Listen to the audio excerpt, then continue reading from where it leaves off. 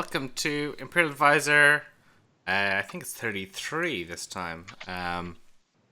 And yeah, we're still going on a weekly schedule at the moment. While we go through our 6 pack 6 weeks, we've passed halfway, and this is the number 4 of 6, the water-themed pack, Ebb and Flow. And we also had a Kotai over the weekend in Houston, so I know some of you guys caught bits and pieces of that over the weekend, whether that's just a few games on stream or just following it as it unfolded on Lotus Pavilion. What do you think of the thoughts overall? We can go into a bit of detail in a sec, but who kind of watched a bit of it? Yes. I watched 1 or 2 games on it on Sunday. Specifically, I watched most of the Lion versus Crane, I think, semi-final.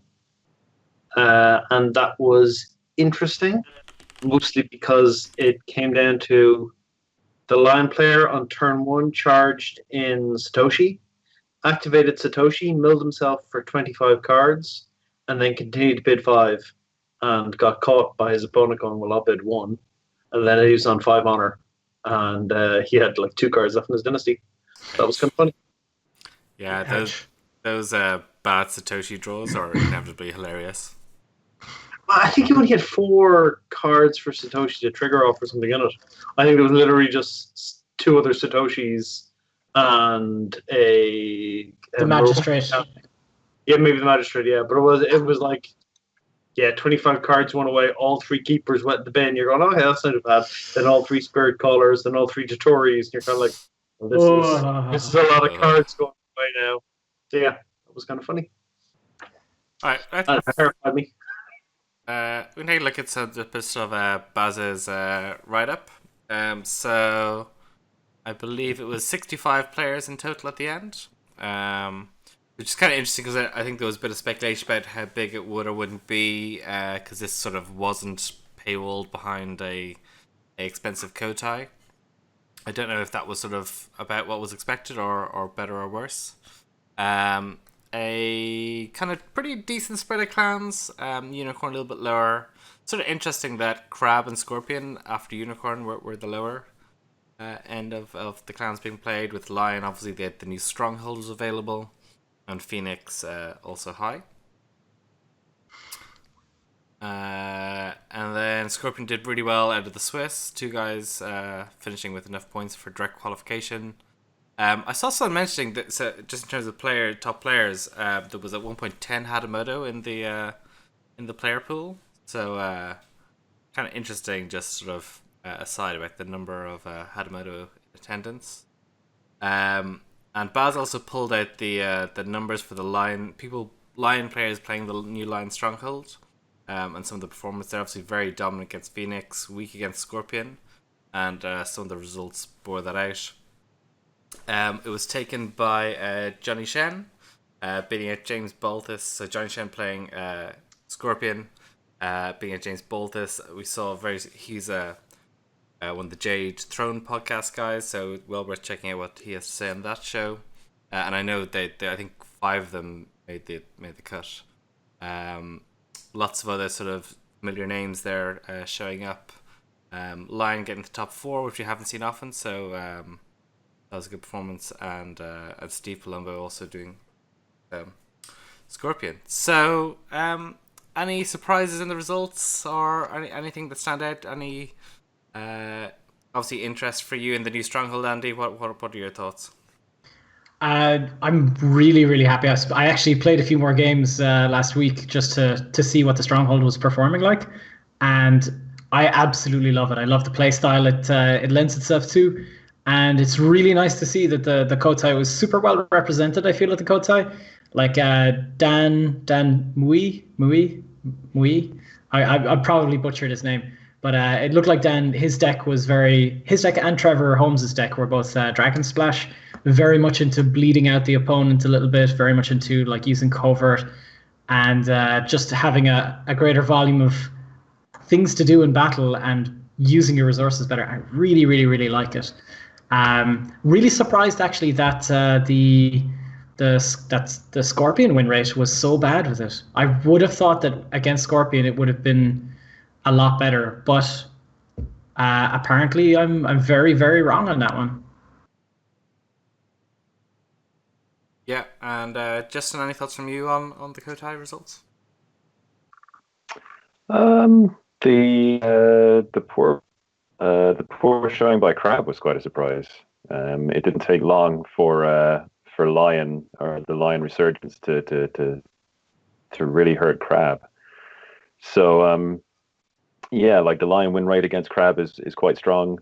And in fact, the two clans that were most represented, which were Lion and Phoenix, had the highest win representation, or the highest win percentage against Crab or thereabouts.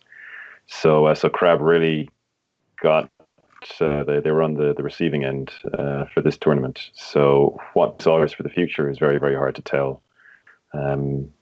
But yeah, that was the most surprising thing for me. I mean, seeing Scorpion win again is not a big surprise. I'd agree with Andy. I was kind of surprised that Hisamori Toride seems to be very, very weak against Scorpion. But yeah, I guess that's the case. So it's going to be interesting to see how things shake out now as we move forward. Yeah, and my understanding this was the first pack was legal for this, so none of the Power Crab cards we saw in the second pack were quite ready. No. Yeah. Okay. And also worth mentioning, I think maybe someone can link it for the chat. Trevor Holmes, who a top 8 Lion, did a really extensive write-up of his deck, which is loads of detail and goes match by matchup and gives a breakdown. So that's if you're a Lion player, that's definitely worth checking out. Yeah, it was excellent. Yeah, Excellent article. Links in chat now. Cool. Okay. So yeah, let's. Actually, Colm, I just want to say quickly that some people were going up. I talked to a few of the crowd players who were at the event, and I kind of asked what went wrong. And they said the Lion matchup was really tough because the way Crab plays currently is they kind of start a bit slow. They often kind of spend turn one just buying one character or maybe two. And what was happening was the Lions were coming over. They were trying to take 2 provinces off them with a really aggressive start. And then they were going for the 2 provinces on turn 2. I know one person made a cheap character and a more expensive character, and his opponent went cheap guy, attack in, charge into Tory, assassinate your cheap guy, the opponent's cheap guy, took a province, attacked again, politics, water, ready to Tory. Tory goes in again, and I was kind of like, okay, that's bad. And there's some high roll stuff like that. And I think personally, a lot of them were running Indomitable Will. Yeah. So they could just get like an extra guy going for a turn. And they were really leaning heavy on charge. And I think one of the things that's going to hurt that is in the next pack, Crab are going to get a couple of good, in Tainted Lands, the Earth one, Crab get a couple of good cards. But I think most importantly, Crab are going to get access to Sabotage. And Sabotage is really going to blunt the effectiveness of charge, because you're not going to get if Crab player plays Sabotage, he's like, okay, well, who are you going to charge in? You're going to charge in that story or that honor general. Let's just discard him, and that's the end of that. So I think Crab's matchup will improve with the second pack a lot. I think that was a 1-pack wobble, because just based on Crab got 1-1 in that cycle, and that was about it. Yeah, that makes a lot of sense. So yeah, let's get into the ebb and flow pack. First up, we do have a Crab card. We've got Flooded Waste. It's a 2 province strength province, which is a water province. Reaction: after this province is revealed, bow each attacking character. So Owen, we've seen some of these unrevealed provinces powerful, but because their ability is kind of essentially a one-time hit, they're not seeing a lot of play. But this obviously, again, very powerful. So first thing that jumps out of you is 2 province strength. The second thing that jumps out of you is the water ring. So this is going to fight for position for the crab for either riot in the streets or more likely rally for the cause. Rally for the cause usually wins you 1 fight, and flooded wastes almost certainly does you the same thing. Now, against some matchups, this is going to go on the row. In other matchups, this is going to go on the stronghold. And I think you'll take a look at your matchup and you'll go, now, do I want 1 early attack, which my opponent just bounces, or do I want a late game attack where my opponent just bounces? And that'll be what determines it. I mean, I don't think I'd ever run this on the row against Dragon. You know?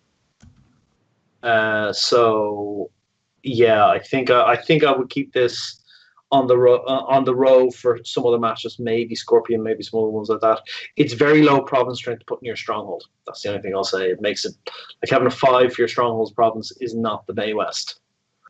So I can see it going on the row a lot. I'd say it's going to swap out for rather than cause a fair bit. It does mean you need a good tank province then for your stronghold, which maybe means not defend the wall, maybe means one of the other more classic Earth provinces, but we shall see.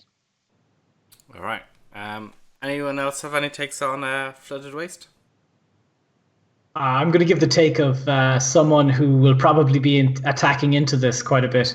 This is one frustrating card to attack into. This is going to be super punishing, and those unbow effects that will actually allow you to get around this. You don't want to be using those in a battle just to take this thing. I think you probably want to be using those to, get more tempo so you can have more fights, rather than just using your valuable unbow on something like this. There are ways around it, of course. There's the ways like poking. You can poke to get it. You can get views on the provinces if you're doing Unicorn Splash, or if you're doing, I don't know. There's other cards, I guess, that flip stuff face up now. There's all sorts of crane cards that flip stuff face up. Do they flip stuff face down now these days? I can't remember. Doesn't really matter anyway. But yeah, you can have movement in and out. There's going to be a lot of movement tricks in the game now with Lion and Unicorn. A lot of movement tricks are going to be bouncing around the place. It looks super annoying, but there are ways to play around it. Okay. Next along we have Seeking the Truth. So this is a 3 province strength water province again. It gets +2 strength if you have the water roll. And it has the interrupt. When this province is broken, choose a defending character, move that character home. Justin, Phoenix are a water roll clan. What are your thoughts on Seeking the Truth? I don't know. Once again, water just seems to get by far the weakest effect. I mean, this is fine, but if you're committing a character, you're generally intending, to try not to lose the province.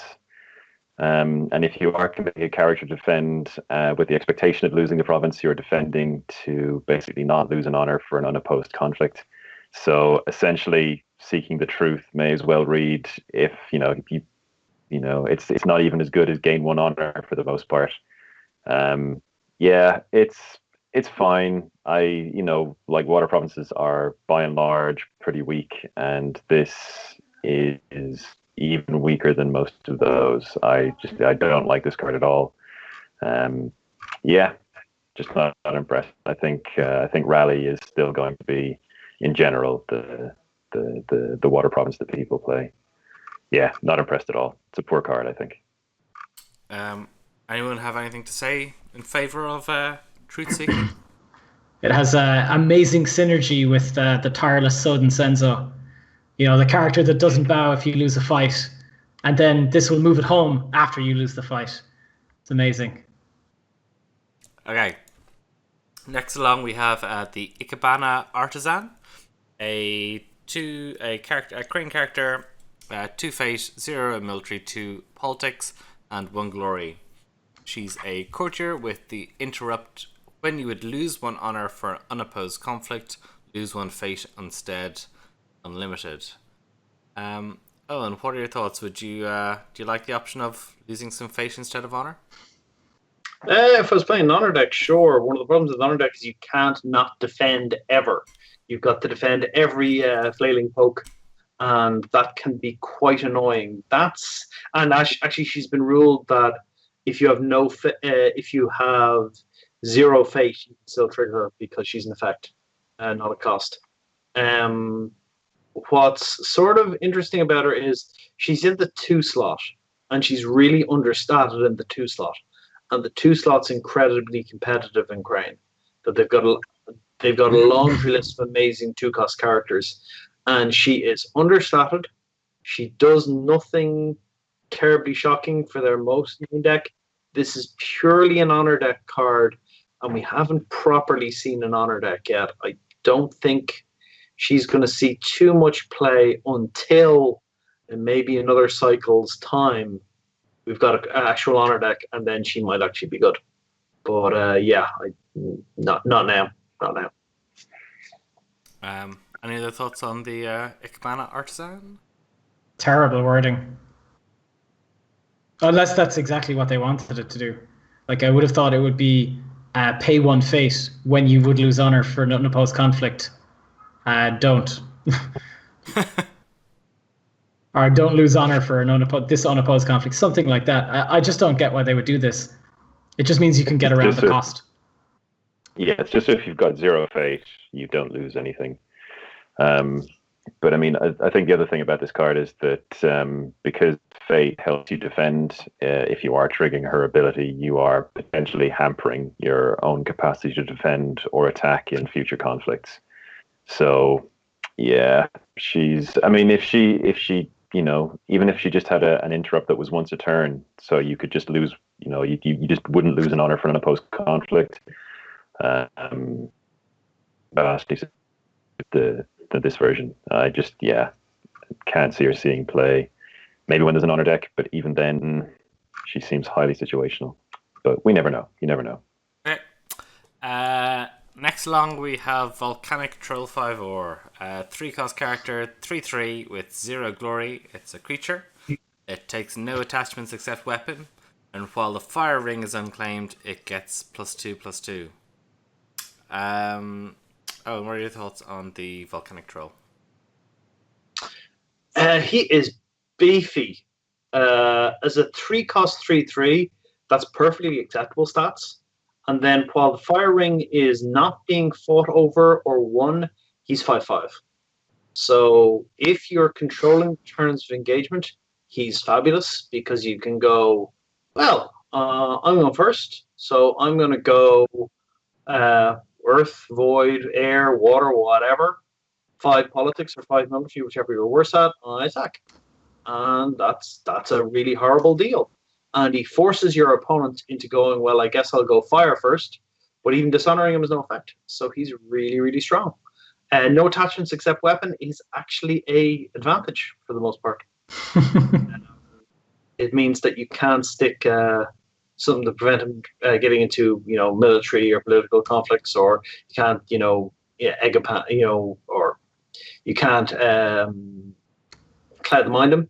So yeah, like he's stonking. Really, really good. And excellent in the court, it seems, as well. Yeah, that troll has some really potent arguments he can levy. He's like, you know, out of the land of my people. And I'm like, oh, true. He is made of lava. Justin, do you think this guy's going to be in Dragon decks? I'm not sure. I mean, when you're the first player, he's really great because you get a 5/5/3 and stats aren't nothing in this game.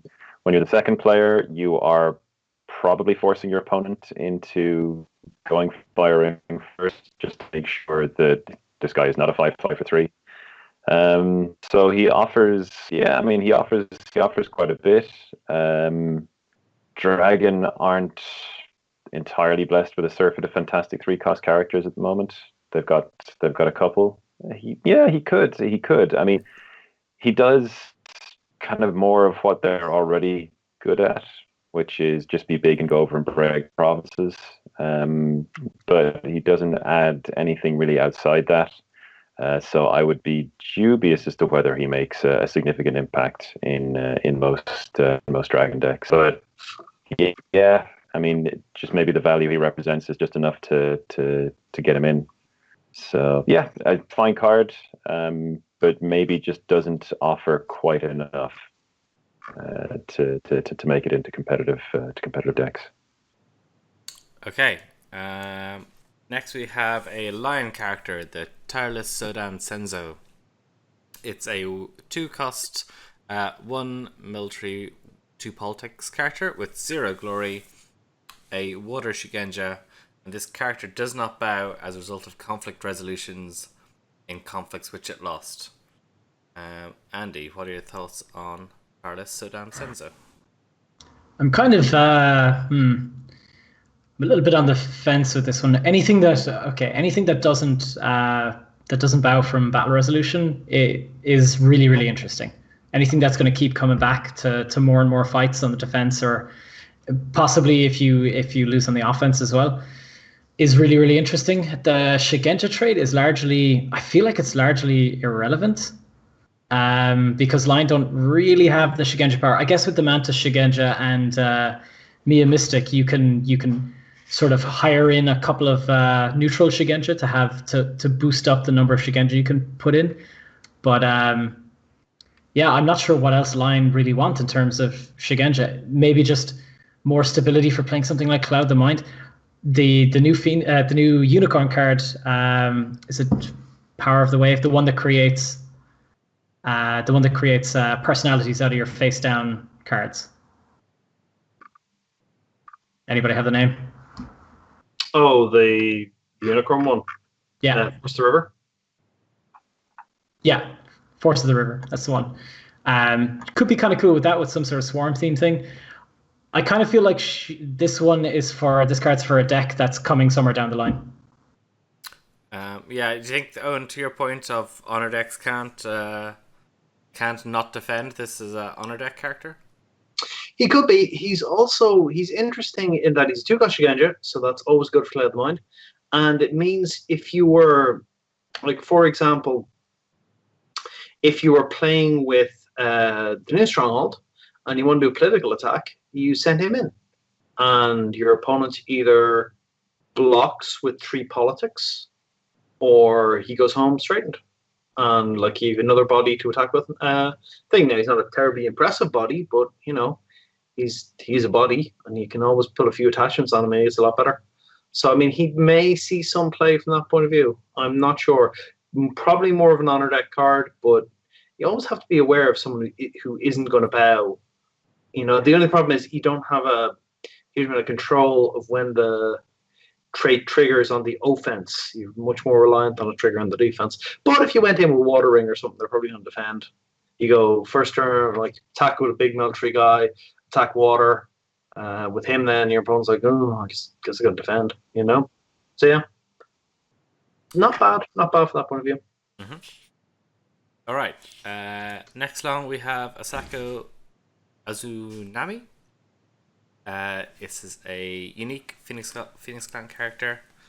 5 cost for 4/4, 3 glory, Shigenja, Water, and Elemental Master. Interrupt. When you would resolve the Water Ring, instead of the normal ring effect, you may choose and bow any character, and you may choose and ready a different character. Justin, I know Phoenix have a lot of excellent 5-cost characters. Where does Asako Azunami fit with that ranks? Yeah, she competes, I think, probably with Katie. I think Tadaka remains the undisputed kind of king of the 5-cost characters, just because of the blanket effect he has on the game. Yeah, so Azunami, if you're playing more than one 5-cost character, she really is competing against Kaede. Tsukune doesn't do enough these days. Like Phoenix decks generally, for the most part, really want to concentrate on Shigenja to make the most out of against the waves and other synergy like Supernatural Storm.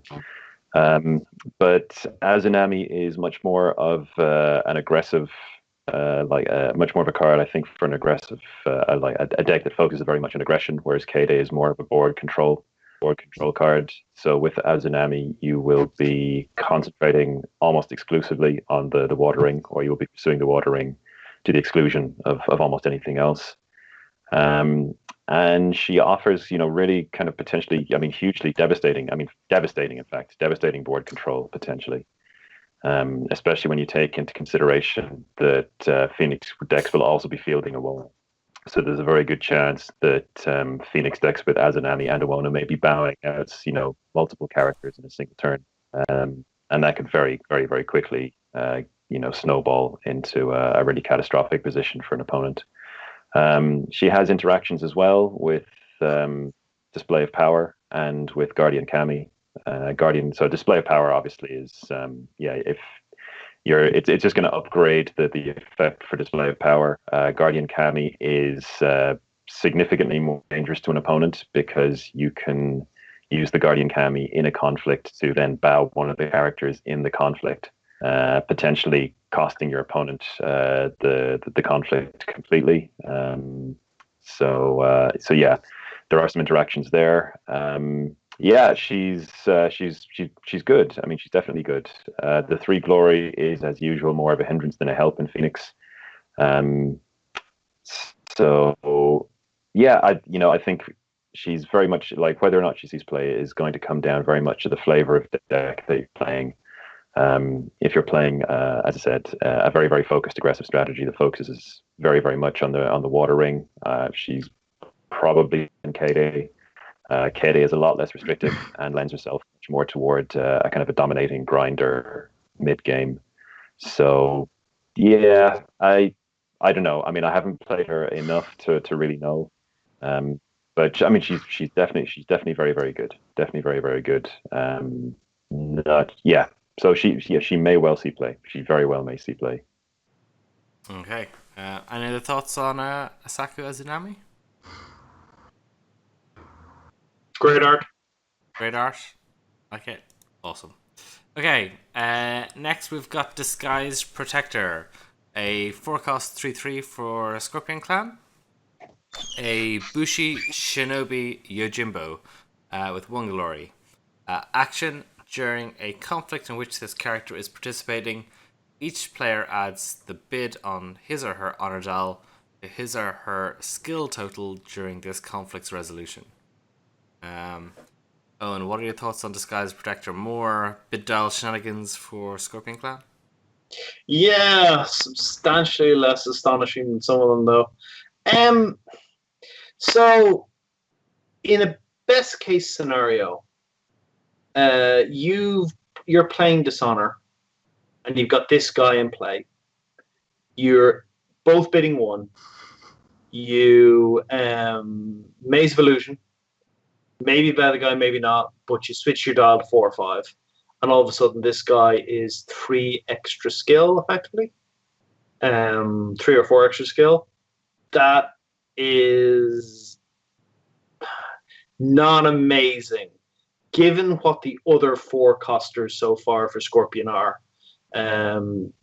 Scorpion have some fantastic 4-costers, and this guy is not in that company. I think both of Scorpion's 4-costers are currently unique, aren't they? Which is another little badge of edge against them.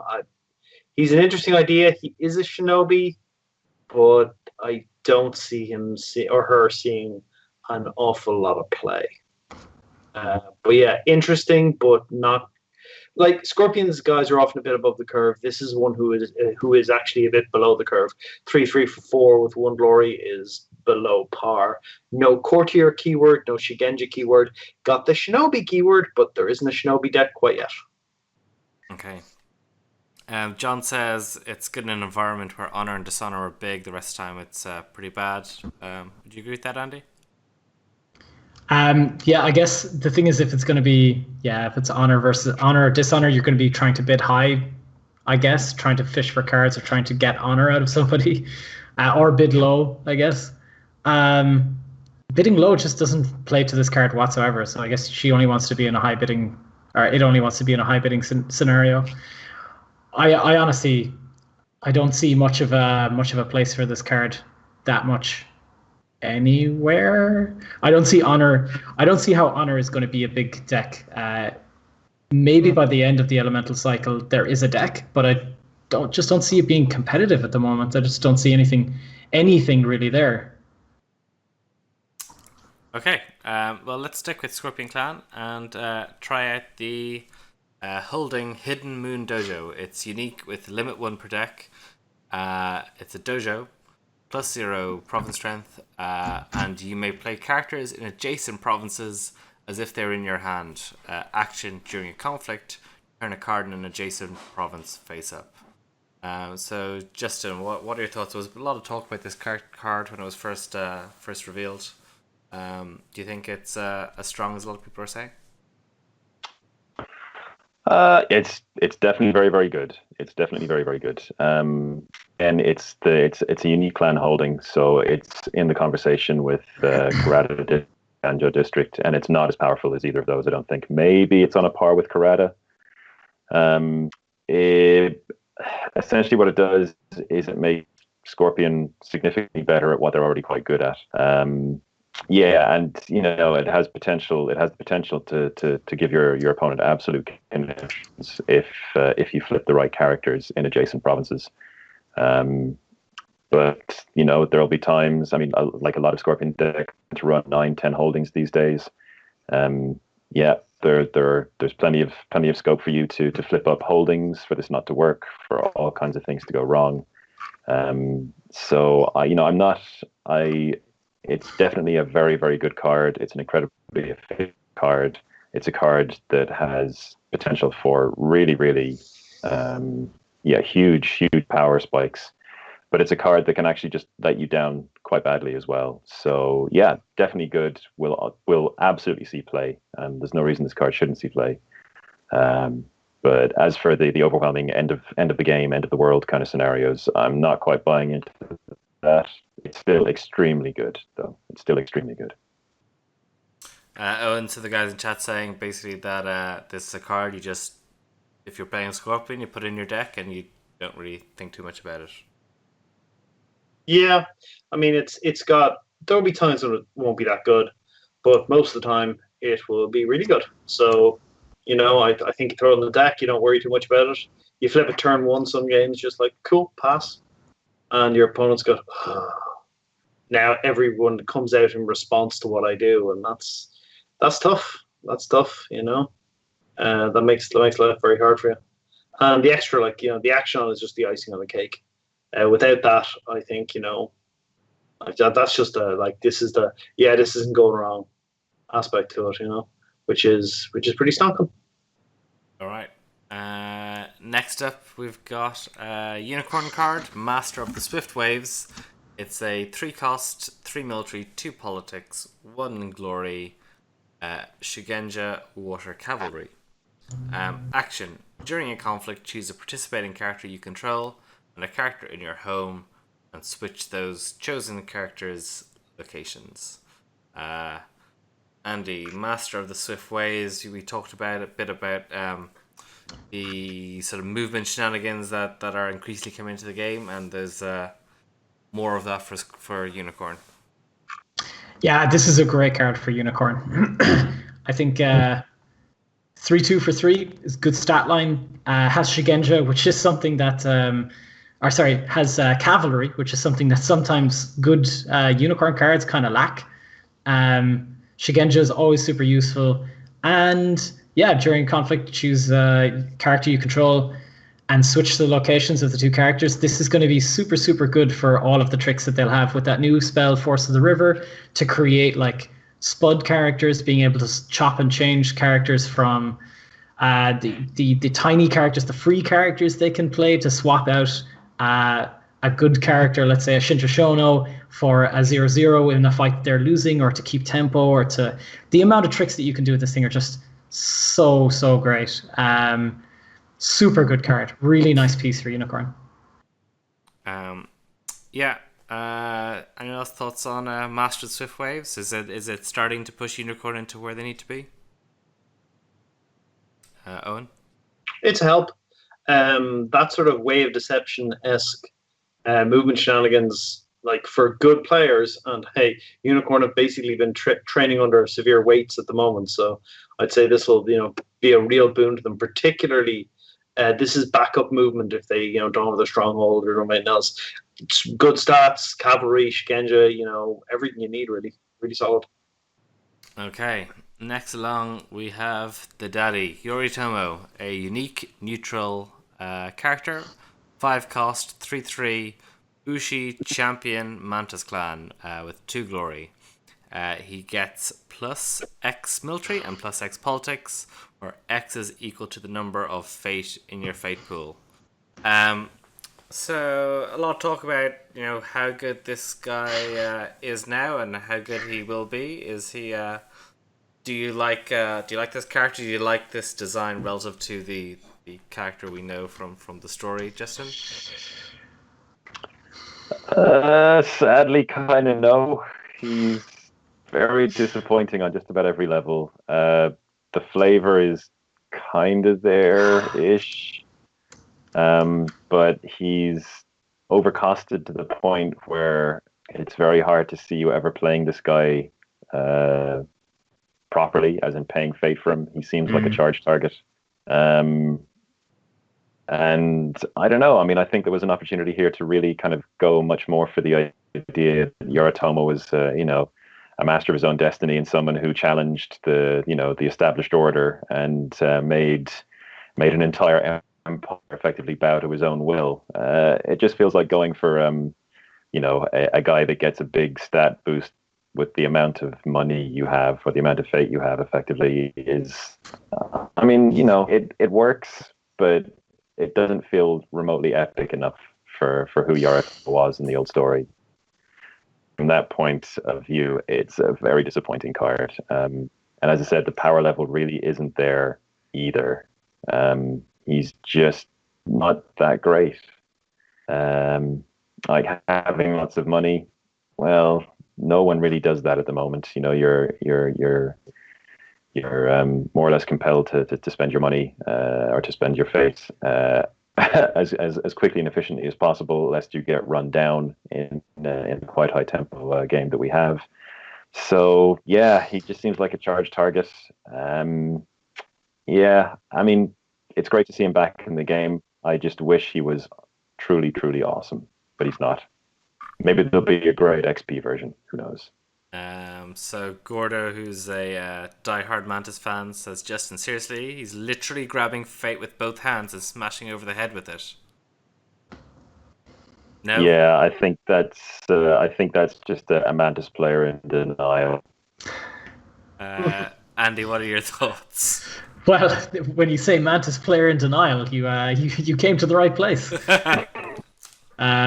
Yeah, I want to like him, but my heart wants to love this card, but my head, as all of our viewers and listeners will know, my head is not full of much of anything. But it says one thing, and it says that this card is not really that good. I will try, even though this card is not that good, I will try to put it in decks. I will try to find a deck that revolves around this card and tries to make it as busted as possible. I actually think there could be a legitimate place for this card in Lion. You saw a lot of the Lion decks at the weekend in Houston running the Matsu 7th Legion. I would prefer to run Yoritomo over the Matsu 7th Legion. It's a far more balanced card, and I think Matsu 7th Legion is relatively easy to play around. So I would say, I'd say Yoritomo could potentially be in that deck. Let's see. Okay. And I guess one last sort of question on Yoritomo. Do you think there will come a day when this card is very sudden and abruptly busted by some sort of card? So say him in a Scorpion card where they're playing him as a conflict character or something like that. Yeah, maybe, but wow, it's super hard, and the hard limit of 10 conflict characters means you definitely it's tricky to build, and it's tricky to kind of be that committed to the whole thing because he's so expensive to get out in the first place. You got to pay 5 for him, and then you got to put some fate in him because if you're not doing that, you're crazy. And then he's just a big giant wall of stats, which is nice, which is nice. I think he would have been a lot better if he had an action on him like lose an honor, gain a fate. He would be much better than if he had a small self pump for himself in a way to make back some of his massive cost. Yeah, he's not really at the level of most of the other 5-costers, and that's that's kind of the main drawback with him. But he's neutral, you see, and that's one of the problems of having a neutral character.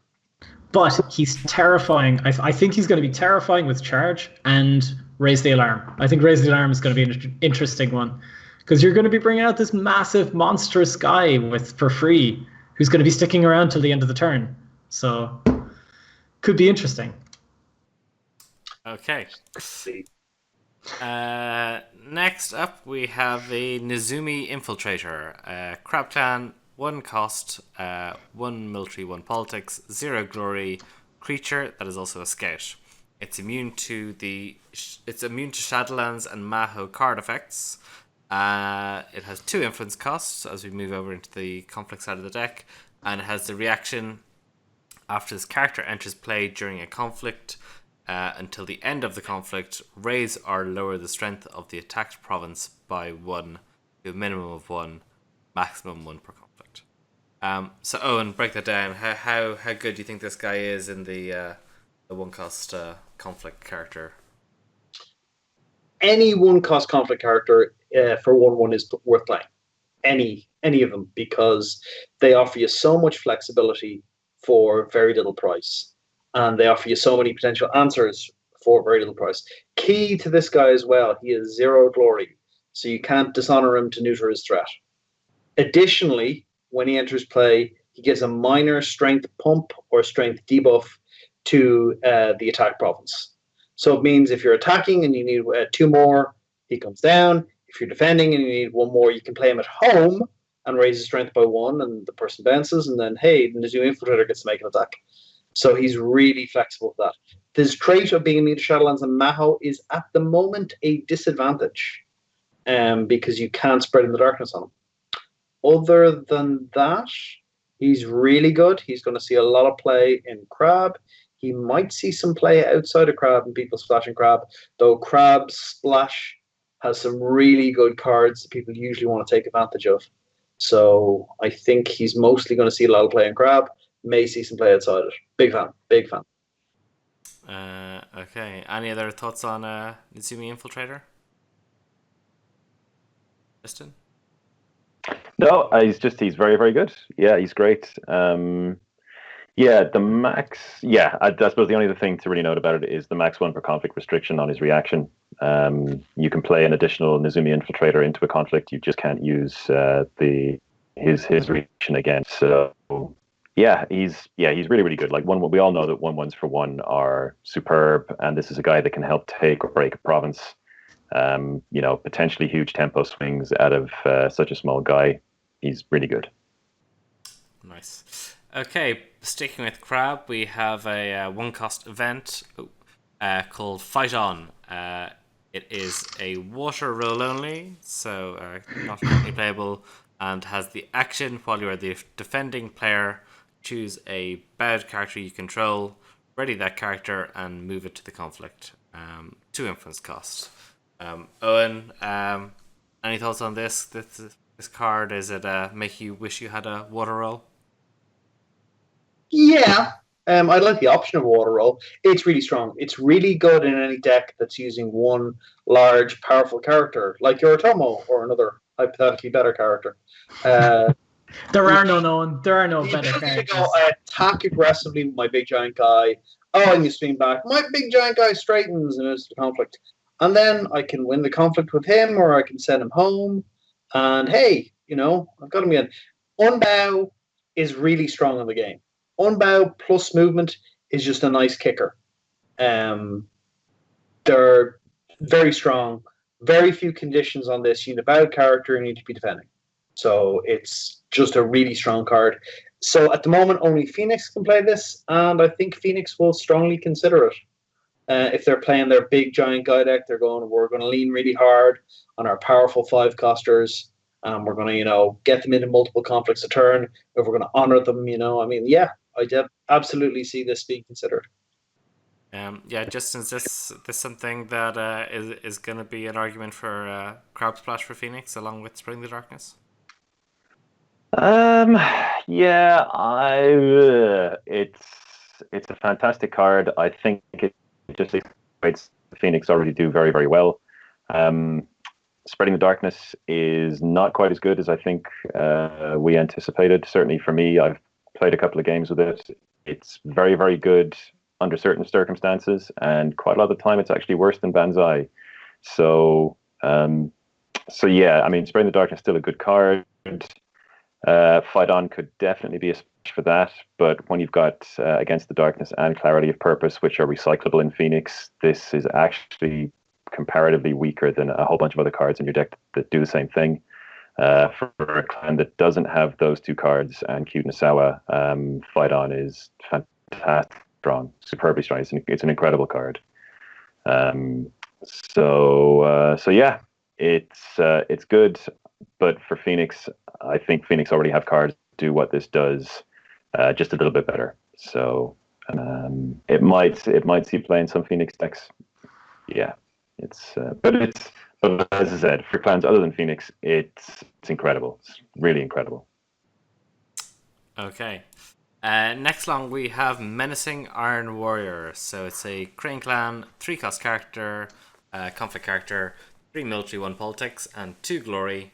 A Bushi with the action: while this character is participating in a military conflict, till the end of the conflict, each participating character your opponent controls with equal or lower military skill than this character cannot trigger their abilities.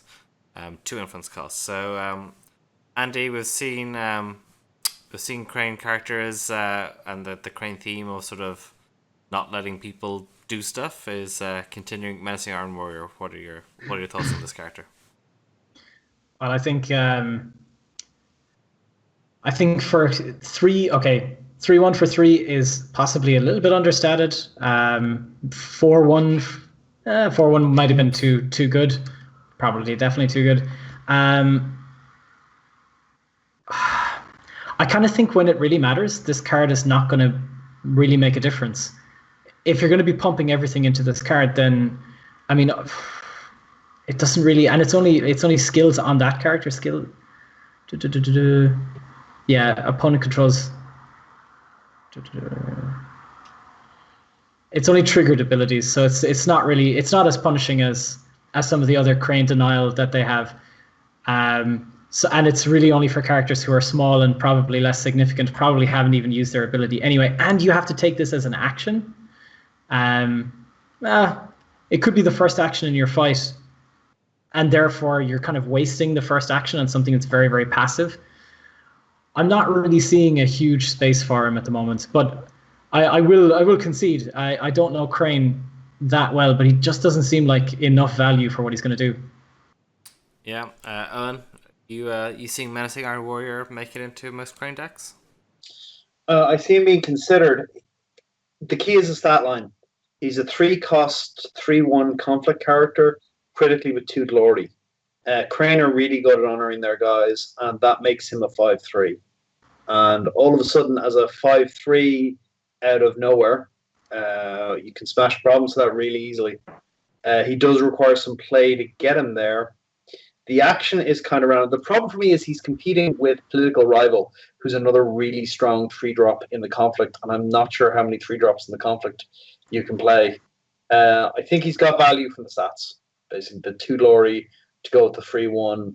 And that's useful to Crane to have basically, here's our high military guy, because we got a lot of high politics guys, but we got a bunch of high military guys. So there's a mastery of the, both ends of the stats available to them. Rather than like Dragon, where they're both good at both. Crane are really, really good at politics or really good at military. So yeah, I can see value in him. Like, 3 military with 2 glory, if you can reliably honor, is pretty intimidating. The action will sometimes be good. Hey, it might shut down Brawler, and it might shut down until you force pump, or if Spirit Color's in the battle, you can shut him down, but he's not in the battle, you can't. So yeah, I think the action's fairly random. I think the stats are where it's at. Mm-hmm. Yeah, interesting. Not a moto, Darren, but I obviously very strong Crane player, sort of was saying the same thing, that you can almost see him as a 5/3 the amount of honoring effects Crane are getting, and the 3 cost, while expensive, does make him immune to assassination. So a few points in his favor. Next along we have another Crane card. We've got Soul Beyond Reproach. So it's a 1-cost event, air roll only, so is still playable by Crane currently. Action: choose a character you control, honor that character, then honor it again. 2 influence costs. Justin, what do you think of Souls Beyond Reproach?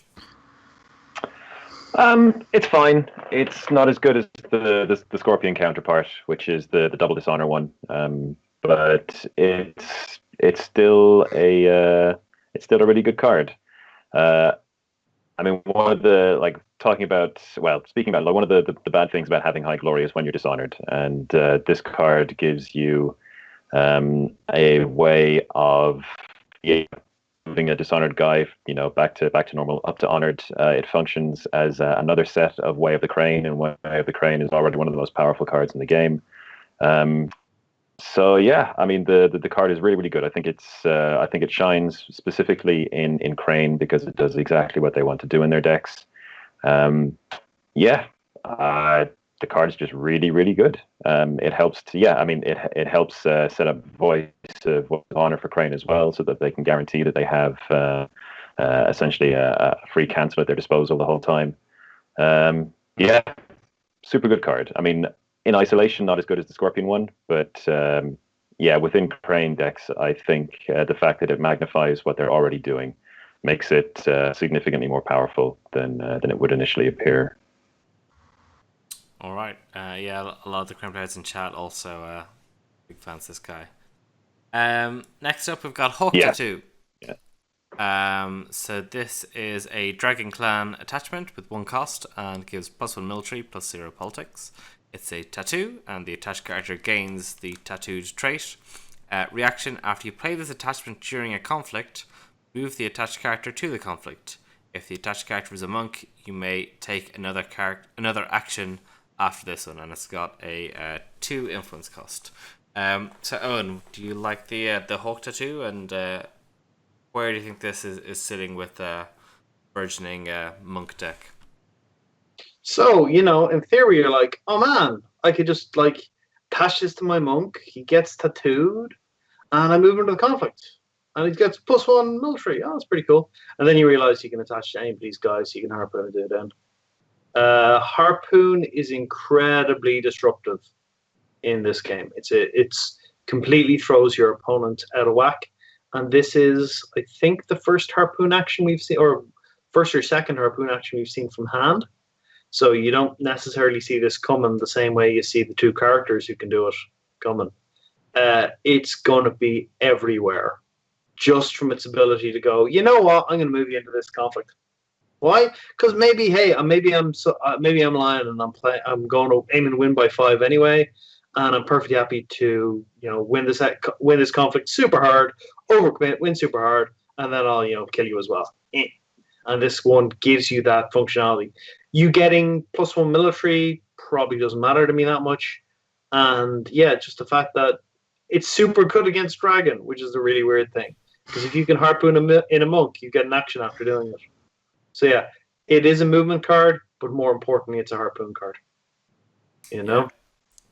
Any other thoughts on Hawk Tattoo? So you're nodding along there, Andy?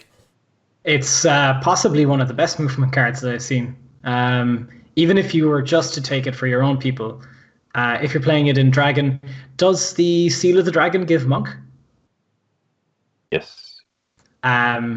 If you were thinking of playing Seal of the Dragon, then you could put that on something like Ratsugu, and then bring him into the battle, take an additional action to duel and try and kill something. You could put this on if, let's say, any clan can run this. That's a keeper role, and have your keeper initiate just have this, and then you don't even need to. Usually, I remember in the old game, they sort of learned at a certain point that if you're going to cheat actions, you probably should restrict the actions that are taken next to cards that to the card that actually moved, to the monk that is actually moving into the fight. This doesn't restrict that. I mean, it just allows you to take an additional action, which is kind of bananas. I mean, we're going to see a lot of this in combination with Fallen in Battle is just kind of cool, and I like the idea of running this in Lion, especially with Lion having a really good time with the Dragon Splash anyway. Could be really interesting to see this. So this coming Kotai season, Hawk tattoos are in fashion? Oh, absolutely. Okay. Wings out, or wings up, wings out. I can't remember what it is for. Okay, next up we've got Heroic Resolve. So this is a Lion Clan attachment with +1/+1, and it is a condition. Action: if you have 2 or more rings in your claimed ring pool, ready the attached character. It has a 1 influence cost. So Andy, sticking with you, Heroic Resolve, what do you think? I really want to like this card. I really, really want to like this card because it's a +1/+1 for 1, which is fine. That's I mean, it's not great, but it's okay. The straighten is the super, super important thing, like having that stick around over multiple turns if you're putting it on a big character.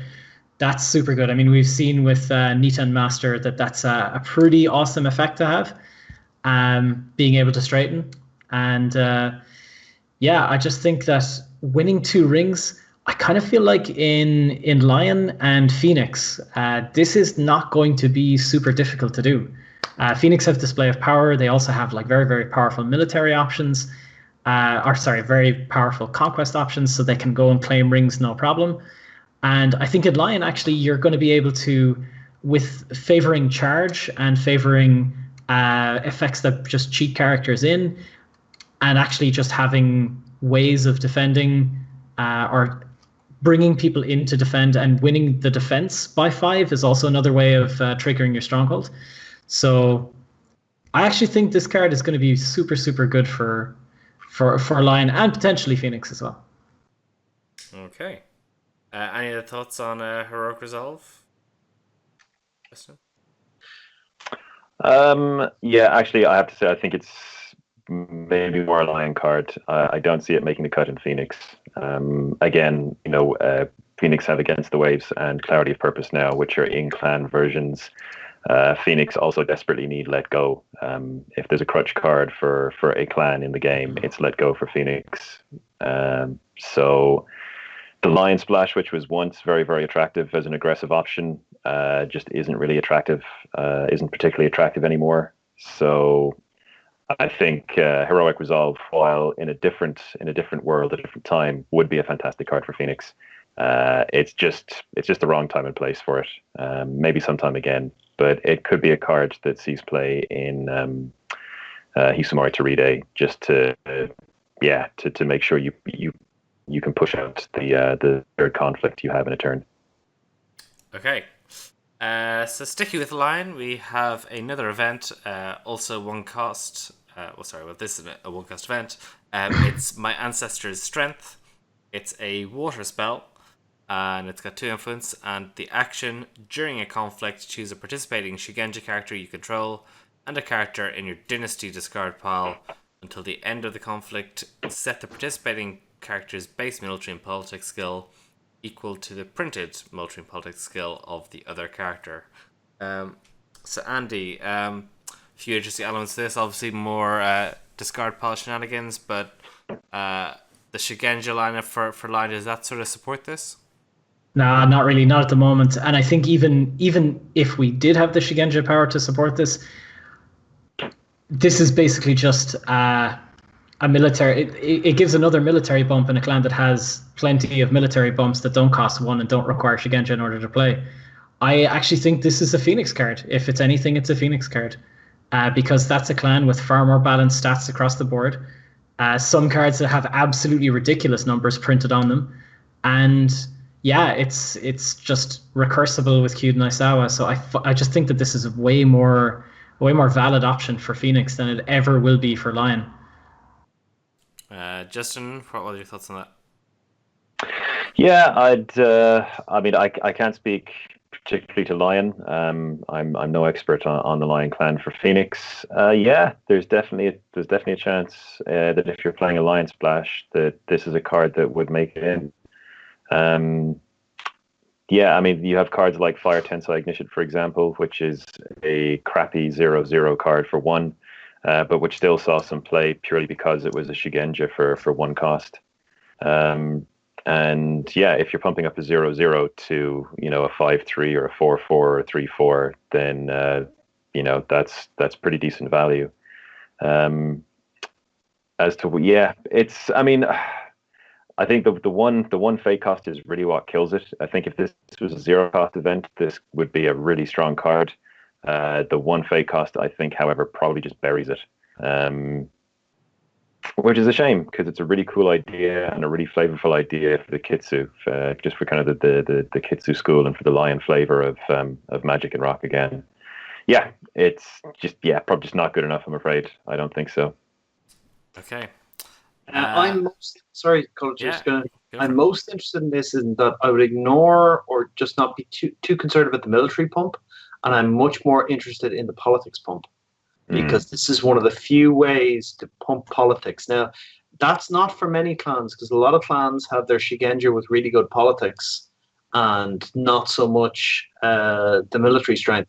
But maybe somebody like Unicorn, if you are playing some Kadakas or something like that, and you have out your 1/1 and you're able to go, my ancestor strength, I'll steal that 4 politics, and all of a sudden this 1/1 character is going to do some damage. So I think it's interesting as a politics pump, because there's not a lot of them. Mm-hmm. There's other, Lion are lousy with military strength pumps. They don't need that. But politics pumps, that's interesting. The thing with Lion is there are very few targets for this that are actually going to give you any significant politics. There's Ujiaki, and there's the new card that we haven't seen yet, the 2/4. There's maybe Mia Satoshi as well. Well, there's Satoshi and there's Kadaka, and there's a couple of different unaligned for politics guys that you could put in the deck if this started to pay off for you. And maybe Unicorn use it, or maybe someone else use it. I'm most interested in it as a politics pump rather than being a military pump. The thing is, early in the game as well, I just don't. It just won't have too much of an effect on Lion. Are going to want to be pushing on turn 1 or turn 2. You're not going to have that many guys in the bin on turn 1 or turn 2. I just don't see this. I don't see this being consistent enough. And yeah, consistent in Lion for sure. I don't see it. Plus, you need to have a Shigenja with really bad stats, and I mean, seeing as you want to have the best stats that you can, where possible, then even if you're like most Shigenja are going to have 2 politics, 1 or a 1/2 would probably be standard reasonable stats for the kind of guy you want to hit with this. So you're spending 1 fate to get +2 politics. Yeah, it's not a great return. And the thing is, in Lion again, who are you going to be doing this to? Are you going to be doing this to your Kitsu Spirit Caller? I doubt it. Your Spirit Caller has a far better ability to bring that person in the bin with influential stats just into play. Yeah, I just don't see this in Lion. It's a bit of a confusing card. I don't even see where this comes into the game for Lion down the line. Yeah, I think it just seems like a flavor card. Yeah, really. It's a great way of capturing the flavor of Kitsu Spirit Magic, but mechanically it doesn't seem to quite make the grade for me anyway. Okay. Next along we have Ofushikai, the Ancestral Sword of the Phoenix. It's a unique attachment. It's 2 costs, which gives +2 military, +3 politics. It's ancestral, restricted, and attached to a unique Phoenix character you control. If the attached character has the champion trait, it gains action. During a conflict in which this character is participating, choose a participating character and move that character home. It cannot participate as an attacker this phase. Justin, what are your thoughts on Ofushikai? Yeah, I mean it's a 2 cost attachment. So already you're going to be a bit leery about it. because of Let Go and Calling in Favors. Calling in Favors will destroy this as opposed to stealing it for an opponent. Unless they have a Phoenix character handy. So if they have a Phoenix conflict character or something that they can move it on to, or if it's a Phoenix deck playing a Scorpion Splash. What probably damns it, though, at least for the moment, is the fact that it requires a champion to activate its action. And the only champion the Phoenix have at the moment is Tsukune. And as we've said before, Tsukune just isn't making the cut really anymore for most Phoenix decks. I still think she has a place in Phoenix Dishonor, but for kind of the more kind of mainline Phoenix Conquest decks, she doesn't do enough compared to what Phoenix's 5-cost Shigenja do now. The action itself is tremendously powerful. The action itself is unbelievable. So yeah, just sending a character home and forbidding them from attacking for the rest of the phase is ludicrous. It's insane. But yeah, the price you're paying is the opportunity cost, both including what is currently a substandard card in your deck, which is Tsukune in place of another 5-cost character, and then you have the opportunity cost of having to have Tsukune turn up, be a good buy, and draw this at the same time. So it's a fantastic card that, until Phoenix get a couple more reasonably priced champions, will just not see play, I don't think. But that said, if this does land on Tsukune and you can't get rid of it, you are in for a bad time, because this card is like another Kanjo district in a lot of ways. So in the future, if Phoenix do get more champions, there could be some kind of really, really awful lockdown deck that just sends characters home, bows them, prevents them from participating in conflicts, which would be very, very Phoenix, but probably not a ton of fun to play against. A great card that just doesn't have a competitive place at the moment, I don't think. Okay, any other thoughts on the Ancestral Weapon? Go on.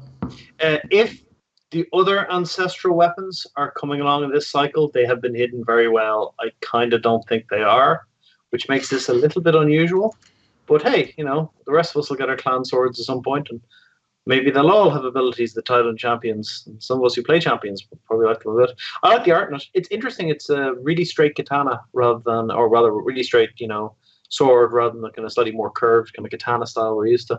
But it's an old sword, so maybe that makes sense. Justin, the funny combo with this one is blackmailing your opponent to Ona and then calling in favors their Ofushikai and keeping it forever and lolling and still being terrible because it's a terrible combo. Well, you could blackmail her, but it's just going to go back to the Phoenix player's hand when she leaves play. I don't know. Yeah, you could. Yeah, blackmail would definitely. That is another combo I did not consider. 5 fate to be like, I've got to own it forever. You can't bring one to play. You can't go back to your control. These rulings need a rewording. Did you say anything to add, Andy? Just that I have a little bit of a bone to pick with the design in general. Not of the specific card, but I don't like that they're now going to start printing these really, really powerful weapons that could have really influential effects in an environment that already has a significant amount of attachment removal. I kind of just don't really feel like you'll ever be able to get like really great value out of this, because if weapons do ever become a thing, there's just a lot of good ways around weapons these days. Dragon Splash is good. Let Go is good. Mia Mystic is seeing play consistently still. And Scorpion have one of the best attachment hate in the game, and Crab have a great attachment hate as well. Every clan has access to really great attachment hate. So I feel really, really despondent about these kind of cards, because it means you'll probably just never get to play such cool, awesome cards, and not effectively anyway. Yeah, I mean, at 2 costs, there's already there's already enough going against playing these cards. That adding additional restrictions just seems a bit much. But yeah, it's an amazing card that will probably never see play. Yeah. Okay. Next up, we have Deceptive Offer, a zero-cost event, a Scorpion Clan card with 2 influence cost, and the action: during a conflict, choose a participating character you control. Your opponent selects one. That character gets +2 military and +2 politics until the end of the conflict, or your opponent gives you 1 honor. Owen, what do you think of this Deceptive Offer? So it most reminds me of Levy, and Levy is better than this, most likely, and Levy doesn't see play because you just can't control it reliably enough. The only way to control this one is you have to find some way to set your own character's stats and then play this, and they have to give you an honor. And it's just an awful lot of work to take an honor off somebody when there are better ways of doing it. So yeah, like it's interesting, but they're always going to pick the one you didn't want. And like, if you're going to try and smash their province, they give you the honor. If you're not, if you're just looking, if you're trying to kill them with dishonor, they're just going to give you the stats. So difficult, very, very difficult. It is free, I'll give it that, but yeah, I could never get Levy to work, and that's unfortunate. But yeah, like no, just not quite there. Just not quite there. Anyone else have any thoughts on Deceptive Offer? Not quite good enough for Scorpion at the moment.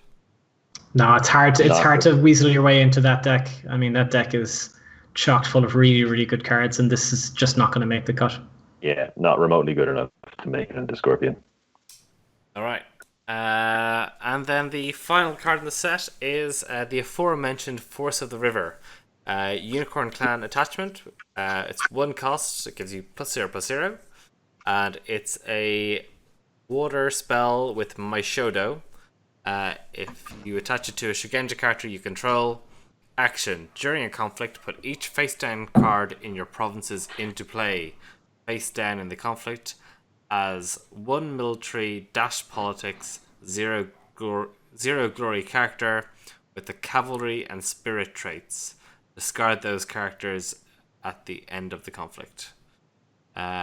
Justin, untangle this a bit. How good do you think Force of the River is? Yeah, I think it's potentially really, really good. So it's an attachment. So you want to stick this onto a relatively expensive Shugenja that has Fate, because you want this to stay in play for as long as possible. And it also, so there are a bunch of weird things about this card. Okay, so it encourages you to have or to play as many cards during your dynasty phase as you possibly can. So you have the maximum number of face down cards that you can use with this. Alternatively, if you've got holdings that sacrifice themselves, like Favorable Ground or Imperial Storehouse, that would also work as well. But yeah, so there's a bit of tension there immediately with Unicorn's pass early kind of idea, which we've seen. We've seen on a couple of cards. So that said, when you do get it to work, so on average, it's probably going to produce probably an additional 2 guys in the fight, maybe 3. And yeah, so it's going to produce a 2 force bonus over probably 2 to 3 turns. So that's quite efficient. It's an attachment, so it'll provide protection from cards that look for attachments. There are a few of them. And it directly contributes toward Unicorn's outnumbering mechanic. So it gives you extra cavalry guys in the fight, so it'll help turn on Shono. It will help, from what we're hearing about the Stronghold, it will help turn on the Unicorn. It'll help turn on the Unicorn Stronghold. So it's both. So it's a card that appears key to an archetype, as well as being generically probably more than worthy enough on its own. So I would certainly see this as being potentially a keystone card for Unicorn going forward. Probably, I mean, again, it could be a fine card in Phoenix. I think the issue is that, Phoenix are basically staples to Dragon Splash, as far as I can tell. So yeah, just by the virtue of the fact that it's not a dragon card, it's not going to see play in Phoenix. But for that said, yeah, I think it's a cornerstone card for Unicorn moving forward, and a good card. I'm glad Unicorn are continuing to get some good cards in this cycle. They need them. Owen, any thoughts on Force of the River? First off, it's spammable, which is nice in that you can drop 2 of these on a big expensive Shigenja, and as long as you're clearing your provinces, you can use it twice, which is nice. There's a stupid Crane honor deck with this, where you could try and flood your Crane province with 2 or 4 cavalry guys, or 6 cavalry guys, or 9 cavalry guys, and still manage to lose the conflict somehow, and still manage to get the stronghold broken somehow. And then they all get honored, woo, and then they all go away, woo, yeah, let's honor, woo. Mostly this is going to be used by Unicorn for its solid and reliable effect. Good points being made in chat about they need to decide whether Unicorn are meant to pass first or clear their provinces, because at the moment they're kind of being asked or given cards to do both, and it would be nice if they just settled down and said, look guys, you're meant to be the guy going, yeah, I'm not going to take the first fate for passing. I'm going to take, I'm just going to clear my provinces, and then I'm going to use Force the River, and I'm going to loll all the way to the back. So, yeah. Oh, and obligatory fuels cavalry reserves mentioned as well. Does it? It does, because they go face up into the bin when they die, right? Yes. Not the other way. All right. Any final thoughts, Andy, before we wrap up? I love it. It's great. It's what the game needs, more cards that fuel wide boards. I know this only fuels a wide board for essentially one conflict, but with the movement, with the unbow, with all of this kind of stuff, I just kind of feel like this is a really great card for the game. And I really like that it went to Unicorn. Cool. All right, so wrapping up Ebb and Flow pack, just to maybe starting with you, who are the winners and losers from this pack? What are the star cards that will be wishing weren't printed in I think on the basis of Hawk Tattoo alone, you'd have to call Dragon the winners. They also get the Volcanic Troll, who is just a definite value character. As I said before, he does what Dragon are already quite good at, which is get big and go and break things. So I'm not sure he necessarily offers enough in terms of nuance for what a Dragon deck will be looking for, but maybe he does. I mean, maybe just big stat smash is kind of underrated in this game. Crane for the first time got a couple of nice cards. Well, maybe one, but still, more than last time. You got to start somewhere.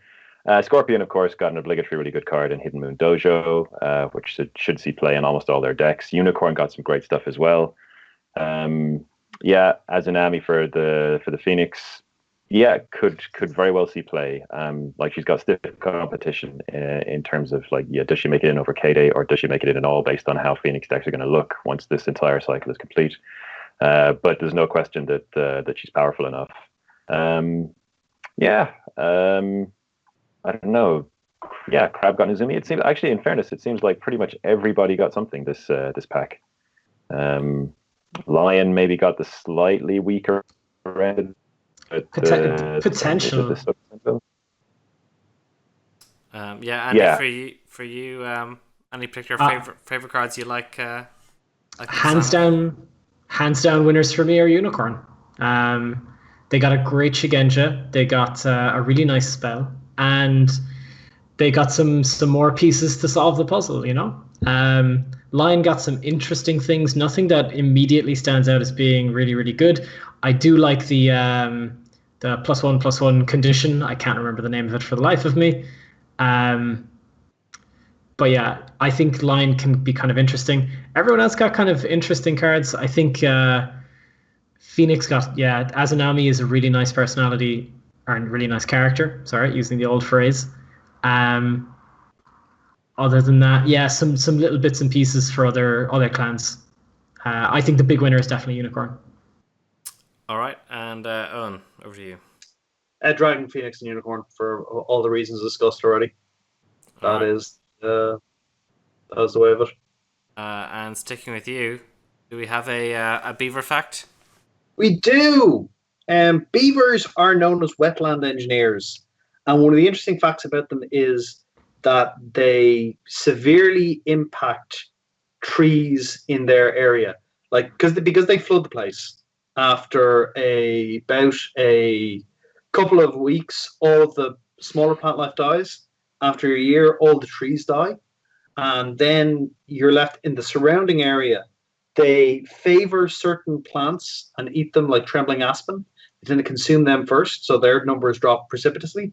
And you can actually predict what species will be left after beavers in the area for a while. For example, oak, sugar maple, black birch, butternut will be completely gone, where basswood and American elm would increase drastically.